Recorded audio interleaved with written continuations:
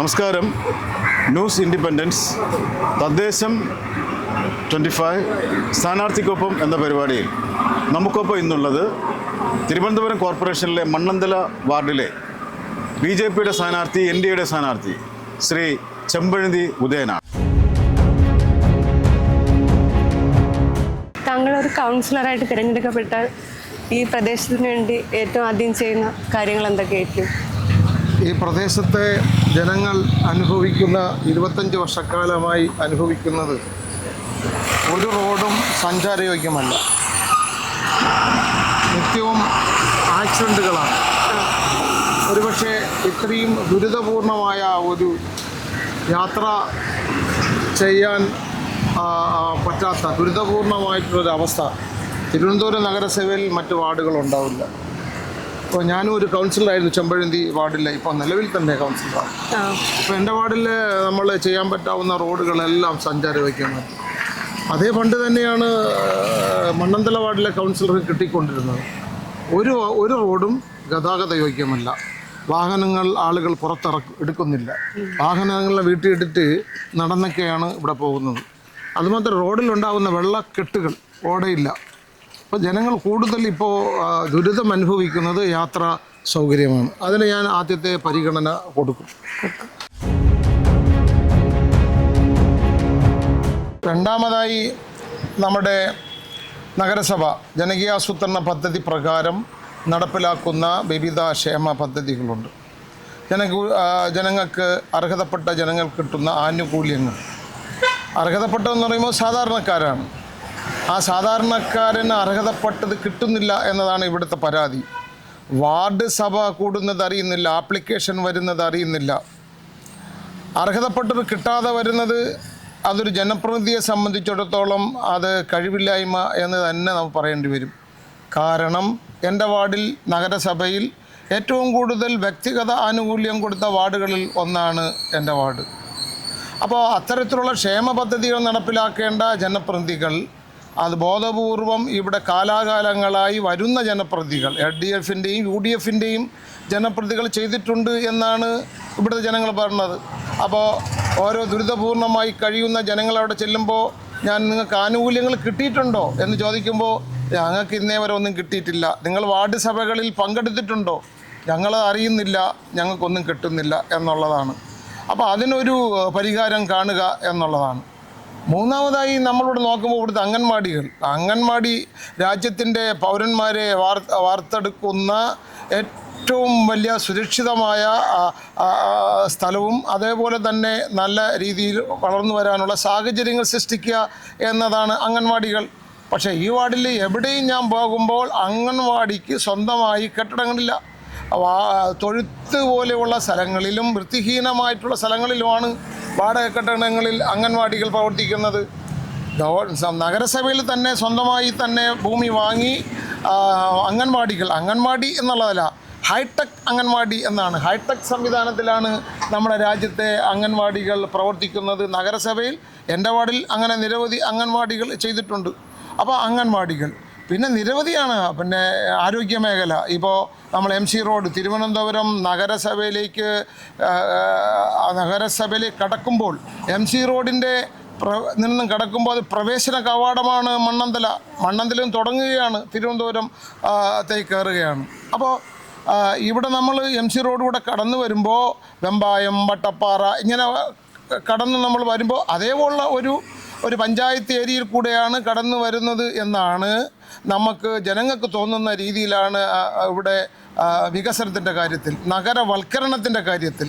ഇപ്പോൾ മണ്ണന്തലയെ സംബന്ധിച്ചൊരു നഗരവൽക്കരണമില്ല. ഒരു പഞ്ചായത്ത് അതിർത്തിയിൽ അത്ര പോലും നമ്മൾ പ്രവേശന കവാടത്തിലേക്ക് കടക്കുമ്പോൾ ആ ഒരു കാഴ്ചപ്പാട് നഗര ഭരണാധികാരികൾക്ക് ഇന്നേവരെ ഉണ്ടായിട്ടില്ല. ഇവിടുന്ന് പോയിട്ടുള്ള ജനപ്രതിനിധിക്കും ഉണ്ടായിട്ടില്ല. ഇവിടെ ഒരു പൊതു മാർക്കറ്റുണ്ട്, എത്രയോ വർഷക്കാലമായി കെട്ടിയിട്ടിരിക്കുകയാണ്. നമ്മൾ നികുതി കൊടുക്കുന്ന കോടിക്കണക്കിന് രൂപ ഒരു മാർക്കറ്റ് കെട്ടിയിട്ട് ഇത്രയും കാലമായി അത് ഉദ്ഘാടനം ചെയ്യുവാനോ ഇവിടുത്തെ പൊതുജനങ്ങൾക്ക് ആ മാർക്കറ്റിൽ പോയി സാധനങ്ങൾ വാങ്ങാനോ പറ്റാത്തൊരവസ്ഥ സൃഷ്ടിക്കപ്പെടുകയാണ്. പിന്നെ സിറ്റിയിലും മറ്റ് നെടുമങ്ങാടും അതേപോലെ തന്നെ പേരൂർക്കടയും ഇവിടുന്ന് കിലോമീറ്ററോളം പോയി വാങ്ങേണ്ടി വരുന്ന ഒരു സാഹചര്യമുണ്ട്. അങ്ങനെ തുടങ്ങി ആരോഗ്യ മേഖല, ഇവിടെ ഒരു ഹെൽത്ത് സെൻറ്റർ സബ് സെൻറ്റർ ഉണ്ട് എന്നാണ് പറയുന്നത്. പക്ഷേ ആരോഗ്യ മേഖലയിൽ നമുക്ക് വെഞ്ഞാറമൂട് വെമ്പായമൊക്കെ കടന്ന് വരുമ്പോൾ പിന്നെ നമുക്ക് ഒരു സാധാരണക്കാരനൊരു ചികിത്സ പെട്ടെന്ന് കിട്ടേണ്ടതായിട്ടുള്ള ഒരു ആരോഗ്യ മേഖലയിൽ ഒരു ആശുപത്രി ഒരു ഹെൽത്ത് സെൻറ്റർ തന്നെ പ്രവർത്തിപ്പിക്കേണ്ടതാണ് ഇവിടെ. അതാണല്ലോ പൗരന്മാർക്ക് കൊടുക്കേണ്ടതായിട്ടുള്ള പ്രധാനവുമായിട്ടുള്ള ചില കാര്യങ്ങളിൽ പ്രധാനപ്പെട്ടത്. പക്ഷേ അത് നമ്മുടെ ഈ മണ്ണന്തലയിൽ ഇല്ല. ഇതെല്ലാം നഗരസഭയ്ക്ക് ചെയ്യാനുള്ള എല്ലാവിധ സംവിധാനങ്ങളും എല്ലാവിധ പ്ലാനിങ്ങുകളും അതേപോലെ തന്നെ അനുസരിച്ചുള്ള ഫണ്ടുകളുമുണ്ട്. പക്ഷേ ഒരു ജനപ്രതിനിധികൾ എന്ന നിലയിൽ അത്തരം കാര്യങ്ങൾ ഈ നാടിനോട് ചെയ്യുന്നില്ല. എല്ലാം ജനങ്ങളെ വെല്ലുവിളിക്കുകയാണ്. ജനങ്ങളെ വെല്ലുവിളിക്കുന്ന തരത്തിലാണ് ഇവിടുത്തെ ഇരു മുന്നണിയിലും ജനപ്രതിനിധികൾ ഇവിടെ ചെയ്തിട്ടുള്ളത്. അതിൻ്റെ വലിയൊരു അംഗീകാരം ആണ് ഇപ്പോൾ ഞാൻ എല്ലാ വോട്ടർമാരെയും കാണുമ്പോൾ എനിക്ക് കിട്ടിക്കൊണ്ടിരിക്കുന്നത്. ആ സപ്പോർട്ട് എനിക്ക് കിട്ടിക്കൊണ്ടിരിക്കുന്നത്. തീർച്ചയായും ചെമ്പഴന്തി വാർഡിൽ കഴിഞ്ഞ 5 വർഷം കൊണ്ട് എങ്ങനെയാണ് അത് ഇവിടെ സാധിച്ചത് എന്നാണ് ജനം ചോദിക്കുന്നത്. അങ്ങനെ സാധിച്ചിട്ടുള്ള ഒരു ജനപ്രതിനിധി മണ്ണന്തലയിൽ ഇന്നേരം ഉണ്ടായിട്ടില്ല, ഉണ്ടാവണമെന്ന് അവരാഗ്രഹിക്കുന്നു. സാർ, നിലവിലെ ഈ വാർഡിലെ രാഷ്ട്രീയ സാധ്യതയെക്കുറിച്ച് എന്താണ് പറയുന്നത്? നിലവിലെ രാഷ്ട്രീയ സാഹചര്യം 3 വട്ടമായി നടന്ന തെരഞ്ഞെടുപ്പിൽ BJP പരാജയപ്പെടുന്നത് ഒരു 150 വോട്ട് 200 വോട്ട് 3ാം സ്ഥാനത്താണെങ്കിലും ആ വ്യത്യാസത്തിലാണ് നിൽക്കുന്നത്. അപ്പോൾ ഈ പ്രാവശ്യം ജനങ്ങൾ ഒരു മാറ്റം വരാൻ വേണ്ടി ആഗ്രഹിക്കുന്നുണ്ട്. കാരണം ഇവിടെ സ്ഥിരമായിട്ട് മത്സരിക്കുന്ന ആളുകളാണ് ഇപ്പോഴും മത്സരിക്കുന്നത്. 2 പ്രാവശ്യം കൗൺസിലറായിരുന്ന LDFിൻ്റെ സ്ഥാനാർത്ഥിയും മത്സരിക്കുന്നു. 3 പ്രാവശ്യം കൗൺസിലറായിരുന്ന ഇപ്പോഴും കൗൺസിലറായി തുടരുന്ന ആൾ വീണ്ടും 4ാമതൊരു പ്രാവശ്യവും കൂടി കൗൺസിലറാകാൻ വേണ്ടി മത്സരിക്കുകയാണ്. അപ്പോൾ ജനങ്ങൾ തന്നെ ചോദിക്കുകയാണ്, എന്തിനാണ് ഇവരിങ്ങനെ മാറി മാറി മത്സരിക്കുന്നത്?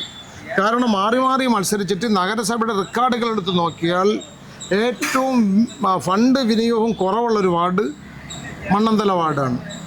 അപ്പോൾ ജനങ്ങൾ ചിന്തിക്കുന്നു, നിലവിലൊരു കൗൺസിലർ നിലവിൽ LDFിൻ്റെ കൗൺസിലർ, മുൻ കൗൺസിലർ, കാൻഡിഡേറ്റ് മുൻ കൗൺസിലർ, UDFിൻ്റെ തുടർച്ചയായി മത്സരിക്കുന്ന സിറ്റിംഗ് കൗൺസിലർ. അപ്പോഴത്തേക്കാണ് ഞാൻ ചെമ്പഴന്തി വാർഡിൽ നിന്നും കൗൺസിലറായി ഇപ്പോൾ സിറ്റിംഗ് കൗൺസിലറായി ഈ മണ്ണന്തല വാർഡിൽ മത്സരിക്കുന്നത്. അപ്പോൾ ജനങ്ങൾ വിലയിരുത്തപ്പെടുകയാണ്. കഴിഞ്ഞ 5 വർഷം ചെമ്പഴന്തി വാർഡിലെ കൗൺസിലർ ചെമ്പഴന്തി ഉദയം ചെയ്ത പ്രവർത്തനവും 10 വർഷവും 15 വർഷവും ഇരുന്ന ആളുകൾ മണ്ണന്തല വാർഡിൽ നടത്തിയിട്ടുള്ള വികസനത്തെ സംബന്ധിച്ചും ജനങ്ങൾ ചർച്ച ചെയ്യുന്ന ഒരു രാഷ്ട്രീയ സാഹചര്യമുണ്ട്. പൊതുവായി നമ്മുടെ കേരളത്തിലെ ഉരുത്തിരിഞ്ഞു വന്നിട്ടുള്ള പുതിയ രാഷ്ട്രീയ സാഹചര്യങ്ങൾ, ഇപ്പോൾ ശബരിമലയിലെ സ്വർണ്ണ കൊള്ളയുമായി ബന്ധപ്പെട്ടും നിരവധി വിഷയങ്ങൾ ജനങ്ങൾ അവർ ഉയർത്തുന്നുണ്ട്. അവർ നിരാശരാണ്. അപ്പം തീർച്ചയായിട്ടും രാഷ്ട്രീയ സാഹചര്യം അത് BJP NDAക്ക് ഈ നഗരസഭാ ഭരണം BJPയുടെ കൈകളിലൂടെ മാത്രമേ അത് വന്നാൽ നഗരത്തിന് പുരോഗതി ഉണ്ടാവൂ എന്ന് ജനം ഇന്ന് മനസ്സിലാക്കുന്നുണ്ട്. പ്രത്യേകിച്ച് മോദി പ്രധാനമന്ത്രിയായിരിക്കുന്ന ഈ കാലഘട്ടത്തിൽ അങ്ങനെ BJPയുടെ ഒരു മേയർ ഉണ്ടാവണം എന്ന് എവിടെ ചെന്നാലും ജനങ്ങൾ ആഗ്രഹിക്കുകയാണ്. അത് നമ്മുടെ ഓപ്പണായി പറയുകയാണ്. അങ്ങനത്തെ ഒരു രാഷ്ട്രീയ സാഹചര്യമാണ്. ആ സാഹചര്യം BJPക്ക് ഭരണത്തിലേക്ക് എത്താനുള്ള വലിയ ഭൂരിപക്ഷം തന്നെ ഉണ്ടാവും എന്നുള്ള കാര്യത്തിൽ യാതൊരു സംശയവുമില്ല. വിജയസാധ്യത ഇതാണ്. ഞങ്ങൾ നിൽക്കുന്നത് ഇപ്പോൾ എന്താ പറയുക, 200-150 വോട്ടിൻ്റെ വ്യത്യാസത്തിലാണ് ഈ 2 പ്രാവശ്യമായി BJPയുടെ സ്ഥാനാർത്ഥികൾ ഇവിടെ പരാജയപ്പെടുന്നത്.